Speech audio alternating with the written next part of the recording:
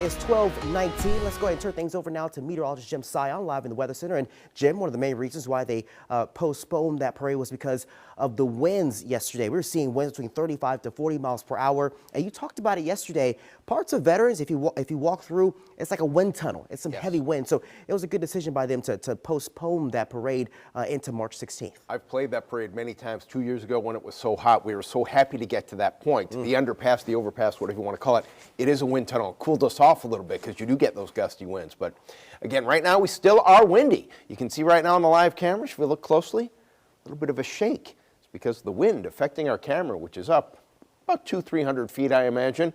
And that camera, well, showing us clear skies right now and no rain on WDSU first warning radar. What a difference a day makes. Yesterday we were tracking numerous showers and thunderstorms. And yesterday was windy. Today's windy. We still have a wind advisory in effect until 6 o'clock.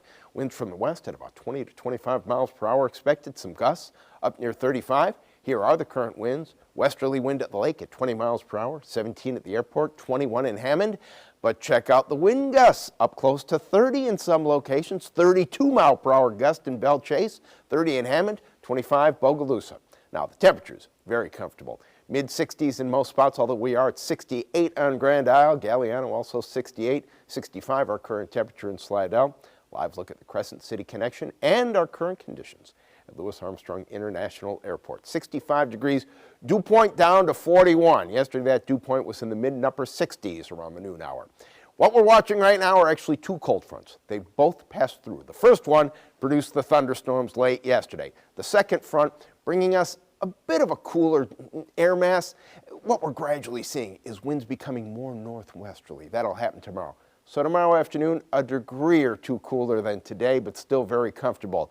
An Ash Wednesday snowstorm for much of Wisconsin. Check this out, even northern Illinois, central Illinois, seeing some of that snow today.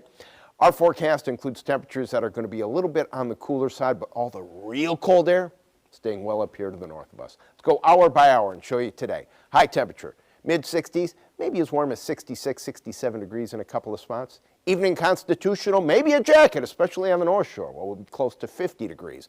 Now, tomorrow morning, it's going to be chilly. Temperatures in the mid to upper 30s on the North Shore, but it's still going to be breezy, so a jacket across the board, a very good idea.